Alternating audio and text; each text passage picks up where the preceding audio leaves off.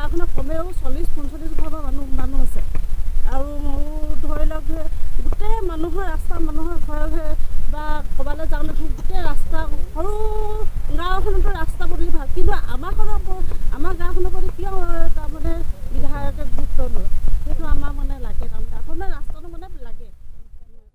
পঞ্চায়তৰ এতিয়া বৰ্তমান 10 নং ৱাৰ্ডৰ ভুদৰালি কাঠৰ এইটো প্ৰথম ৰাস্তা উক্ত ৰাস্তাটোৱে ভুদৰালি এতিয়া যিমান ডাঙৰ ৰাস্তা এই ৰাস্তাটোৱেদি সদায় বিধায়ক মহোদয় অহা যোৱা কৰি থাকে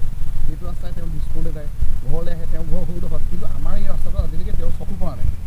গতিকে মানে আমাৰ গাঁওবাসী ওলাই আহিছে বৰ্তমান আজিতো আপোনাৰ 1947 চনৰ 15 আগষ্টৰ পৰা আজিলৈকে এই ৰাস্তাটোৰ এদি কিমান মানুহ অহা যোৱা কৰিছে কিমান মানুহ মৃত্যুমুখলৈ গৈছে কিমান মানুহে আপোনাক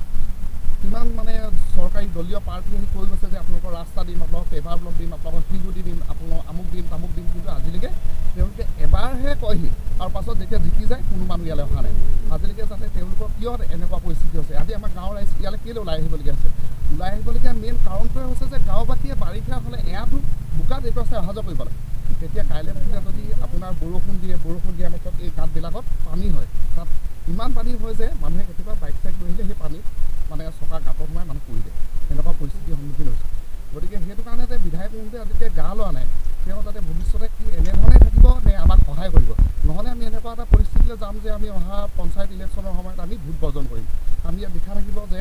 আমাৰ গাঁৱত ভোট বিচাৰি কোনো দলীয় প্ৰাৰ্থী আহিব নোৱাৰিব গতিকে আমাৰ পঞ্চায়ত ইলেকশ্যন হোৱাৰ আগতে তেওঁ যাতে বিশেষ এটা মানে পদক্ষেপ লয়